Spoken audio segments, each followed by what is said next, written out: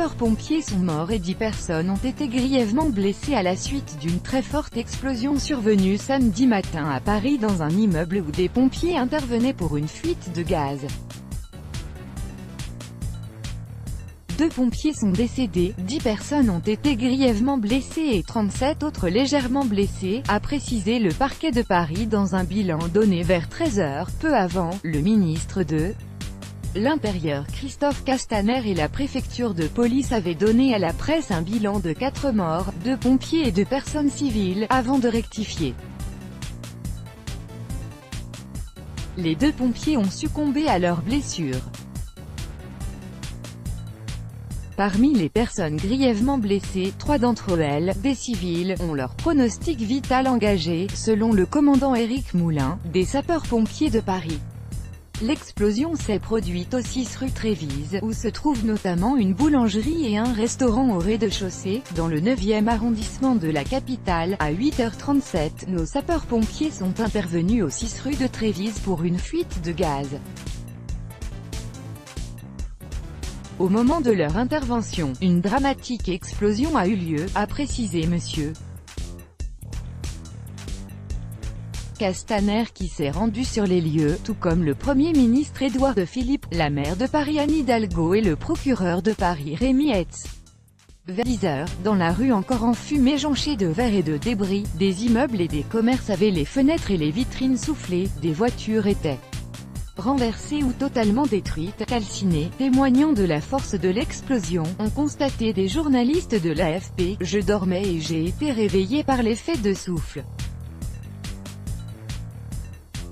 Toutes les fenêtres de l'appartement ont explosé, toutes les portes qui étaient ouvertes sont sorties de leurs gonds, raconte à l'AFP Claire Salavuard qui habite au 3e étage de l'immeuble où l'explosion s'est produite. On était tous en train de dormir et là on entend un bruit, on a cru que c'était un séisme, témoigne aussi à l'AFP une adolescente d'une rue attenante. La salle de bain est un trou, les pompiers nous ont conseillé de sortir mais la gaine de l'ascenseur a été soufflée, plus de rambardes, plus rien, et il y avait trop de fumée. Donc on s'est réfugié chez nos voisins au 1er étage et les pompiers nous ont fait descendre par une échelle. Chez ses voisins il y a 2 pièces qui n'existent plus, la salle de bain est un trou, a poursuivi Claire Salavuard. Nous sommes sur une origine accidentelle, mais à ce stade nous n'excluons aucune hypothèse, a déclaré à la presse le procureur Rémi Hetz. Des experts du laboratoire central de la préfecture de police sont sur place notamment pour identifier l'origine de l'explosion et la poche de gaz qui aurait donc conduit à ce dramatique accident, a-t-il ajouté. Une enquête a été confiée à la direction régionale de la police judiciaire. Selon le commandant Éric Moulin, l'un des pompiers touchés a été enseveli de nombreuses minutes. L'onde de choc s'est propagée dans les 4 rues adjacentes sur environ 100 mètres. Quelques 200 pompiers ont été engagés, et un large périmètre de sécurité a été établi.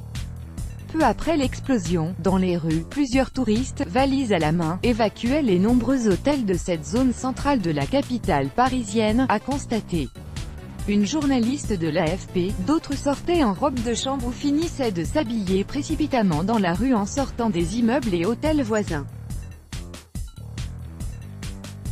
Un homme pieds nus et hagard, les cheveux blanchis par la poussière, était pris en charge par les secours.